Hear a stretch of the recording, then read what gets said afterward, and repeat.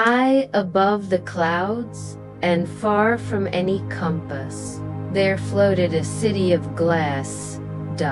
It was not transparent, as some would imagine. The glass of Caelestel was soft and clouded, like mist frozen mid-sun. The entire city hovered in a pocket of wind too high for weather to touch, and it shimmered faintly in the light of both sun and moon, like a whisper made visible.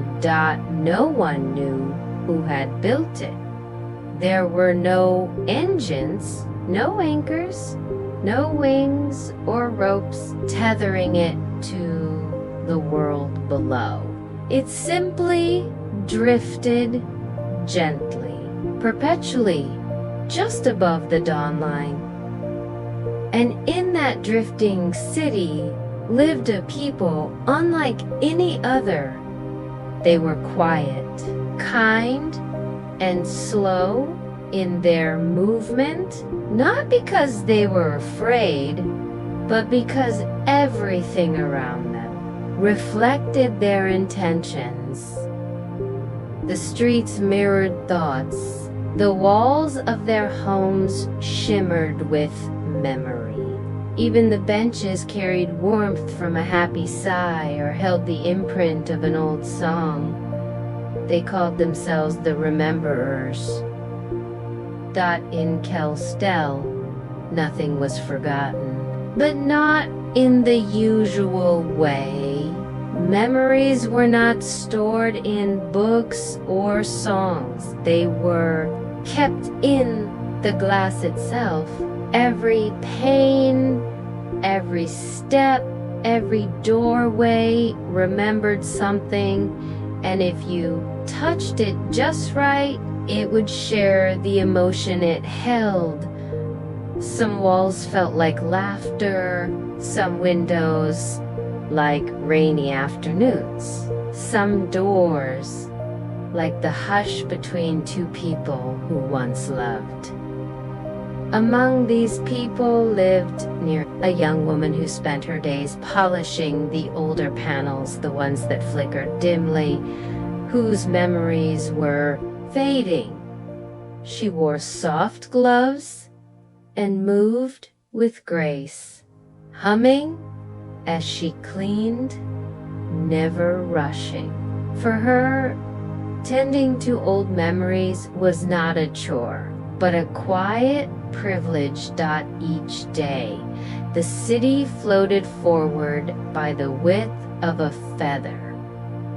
Each night, the glass shimmered with stars it had seen thousands of times before, and Neriel wondered, not for the first time, what it would be like to dream of a sky the city had not yet reached.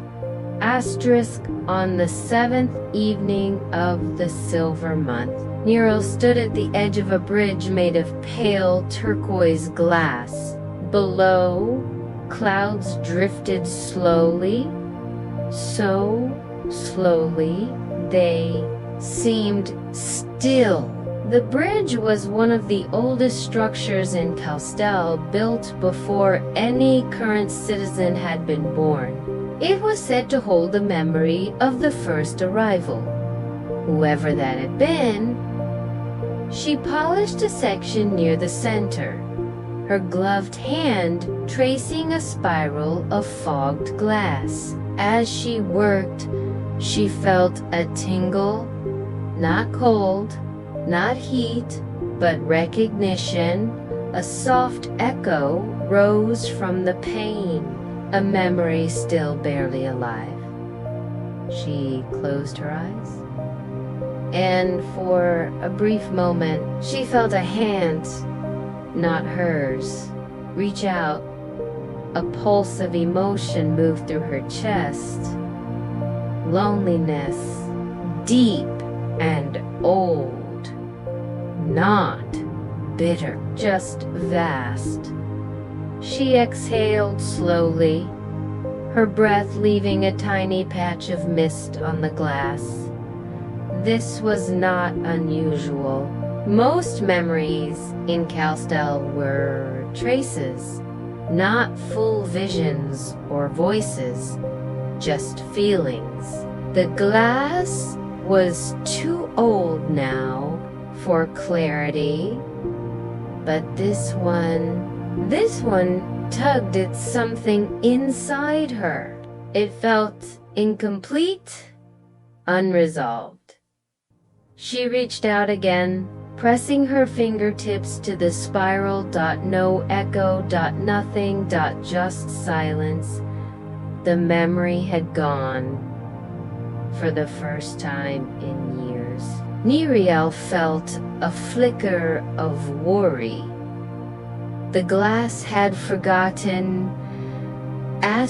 Determined not to let the fading grow. Neriel spent the next few nights exploring the sky garden, a terrace at the very top of Caelestel where vines of translucent ivy grew along the glass railings. Most people came here to rest, to meditate among the stars and trace the cool edges of petals that held memories of joy.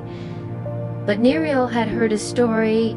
An old woman, before passing, had whispered something strange, that above the garden, hidden in a folded section of roof, there was a panel that glowed with light from a memory that hadn't happened yet.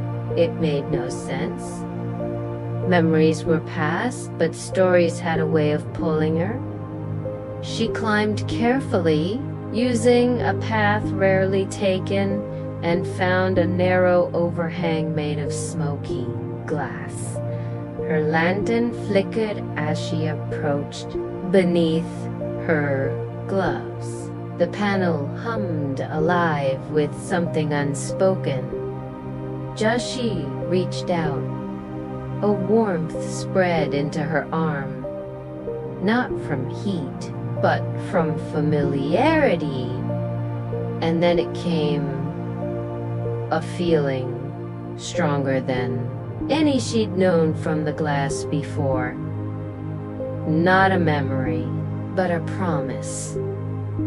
The panel held the emotion of something not yet written, something waiting. Hope. She gasped and withdrew her hand. The panel glowed once, then dimmed. Was it possible? Could the city be beginning to remember the future? Neriel returned, night after night, the rhythm of her visits as steady as breath. The sky garden greeted her in silence.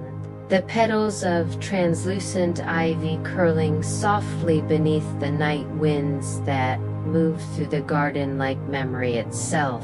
But each time she stood beneath the hidden panel, the glass pulsed with more clarity. Not brighter, never brighter, but deeper, as if layers were being peeled away. She could feel it now.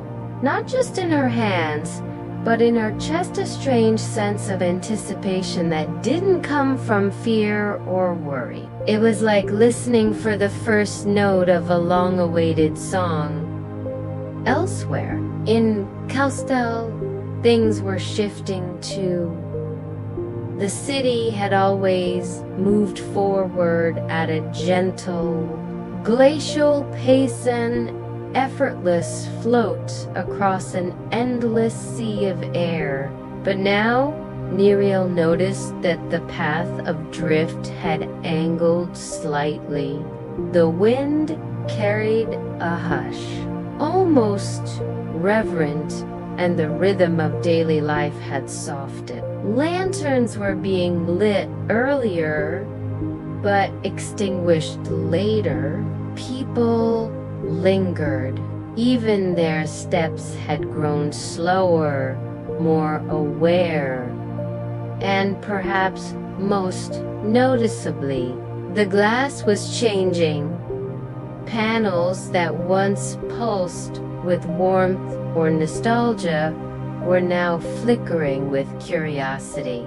The walls hummed with a new texture of energy-like questions that hadn't yet formed. Old corridors that once held simple memories of touch or laughter now seemed infused with possibility. The rememberers had no rules for this. They were trained to care for what was not what might be, yet none could deny it. Something new was forming in the glass. One evening, as Neriel traced the edge of the sky, a stronger wave of sensation rippled through her, so strong she nearly lost balance. She closed her eyes, and instead of a single feeling, she felt a chorus of them. Hope, like a soft wind at your back. Sadness, not sharp, but old and folded into joy. A sense of movement without destination, and then something else.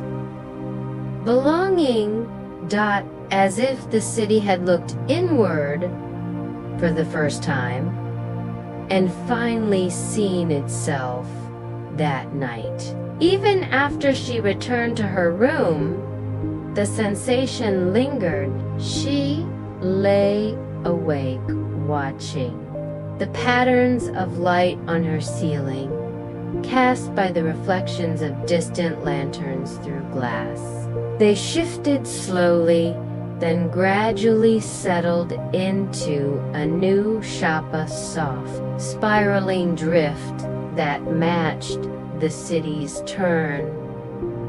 And Neriel smiled in the dark, not needing to understand it fully. Somehow, they were heading towards something beautiful. Asterisk on the final night of the silver month.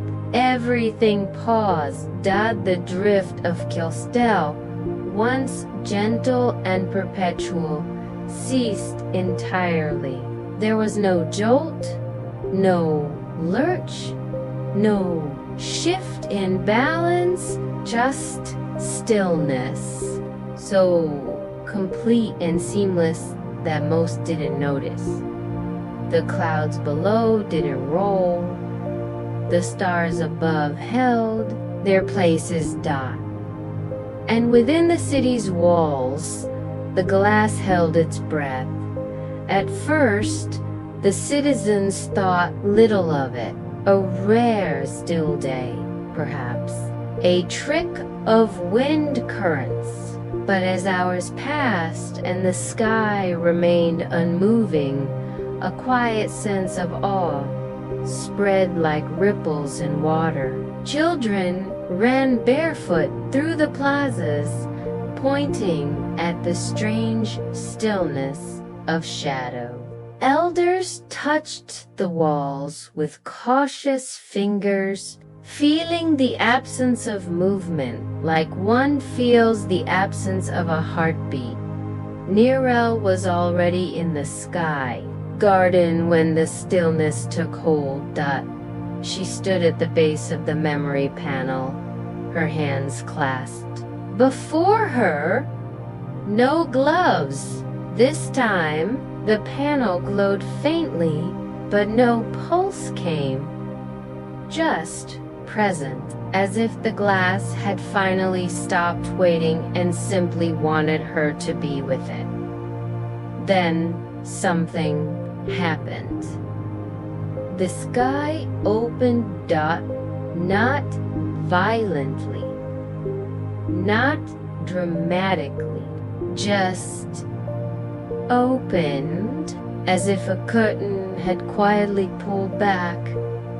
And there, above the clouds and even above the dome, was a light unlike anything Caelestel had ever seen. It was not a star, Not bright enough to be mistaken for one, but it pulsed softly, rhythmically, like a heartbeat made of memory. It cast no shadow, but its glow settled into the glass walls all around her, seeping into the bones of the city like a long-forgotten melody returning to its chorus. All across Caelestel people gathered. No one shouted, no one asked questions. The city was too reverent, too still. They stood beneath arches, on balconies, in alleys and rooftops. Hands rested on hearts, on shoulders, on the glass itself. They looked upward, not for answers, but for recognition. And the city gave it to them. The light pulsed again. Then again. The walls began to shimmer, not with memory this time, but with intent. It was the first moment in the city's long existence where the glass did not reflect what had been, but what could be. And it was Neriel who spoke, not loudly, just enough. "We are dreaming now," she said, her voice steady. "And I think we are ready." No echo followed, no applause. But in the hush that held them all, the people felt the same unspoken understanding move through them. The glass around them glowed, shifting softly in color like breath, no longer confined to holding memories, but now singing of tomorrow. The city had dreamed, not backwards, but forward. When the drift resumed, it was not the wind that carried, it was will. And as the city floated gently into the future, Neriel stood beneath the stars and knew something she had never truly believed before. They were not simply rememberers, they were dreamers. And dreams, once awakened, never float alone again.